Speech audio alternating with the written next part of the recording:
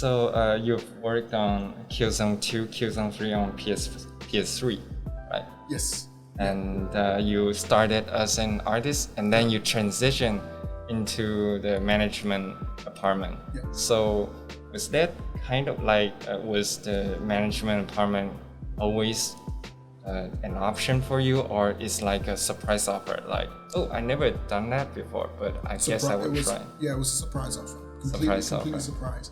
I think I started out as an artist, and working on Killzone 2 was amazing, and it was super challenging as well. And I'm really proud of that project. And it's a big team. You have to understand that. When we was in Amsterdam in Gorilla, I think we had something like 200 or so employees, and but we also asked for help from some of the other Sony studios. So Sony London, we had some people come in, Sony Cambridge at the time, Sony Liverpool.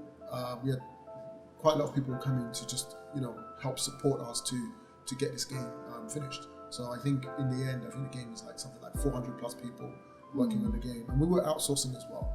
And the transition from artist to producer to management was kind of in conversation with Herman. Herman at the time was the general manager of the studio. He's now Sony Worldwide Studios head of all of Sony Development Worldwide Studios. And I was thinking about leaving at the time, and we was talking about what could he do to like keep me and stuff. And we had the discussion. I proposed about maybe going back as producer, and he thought it was a good idea. He talked with the team. They thought it was a good idea, so we made the transition.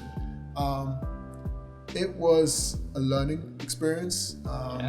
Luckily, they had provided me with some really good mentors, people who had come from the film industry and people who had hundreds of years of experience managing really complex projects, because making games is super complicated, and it requires many different teams and departments to work together really, really well.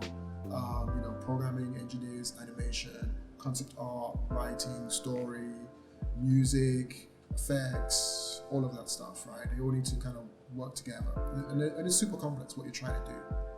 So luckily for me, they provided me with some really good mentors that I could learn from, and to kind of understand the differences between creating and managing, leading teams, right?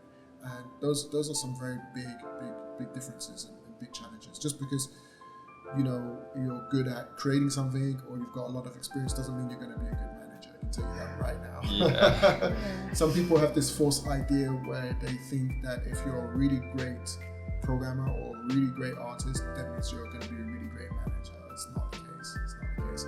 But there can be tools, and there can be guidance, and there can be people out there that can develop you into a great manager, into a great leader. And those are some things that they did provide me there when I was working on Killzone 2. Could you give some advice for people or for animation students like us who would like to work in the gaming industry, or just some words to us? So, any advice? Well, on the technical side, I think there's a lot of tutorials available. We're just talking about YouTube, so there's not really any reason not to be technically proficient at what you do in terms of animation. So on the technical side, you don't need to really worry about that, because you can follow the tutorials on YouTube, and if you've got money, you can pay for it. It's not that expensive. There's so many great teachers out there, right?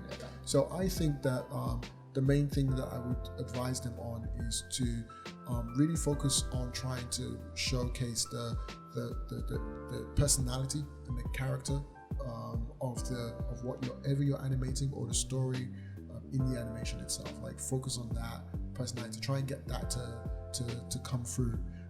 And for gaming, because the player can interact with what you're animating in a lot of cases, you have to go one step further to think about, like, in certain situations when the player is doing what action, how can you enhance that feeling of what the player is doing, and layer it out in your animation.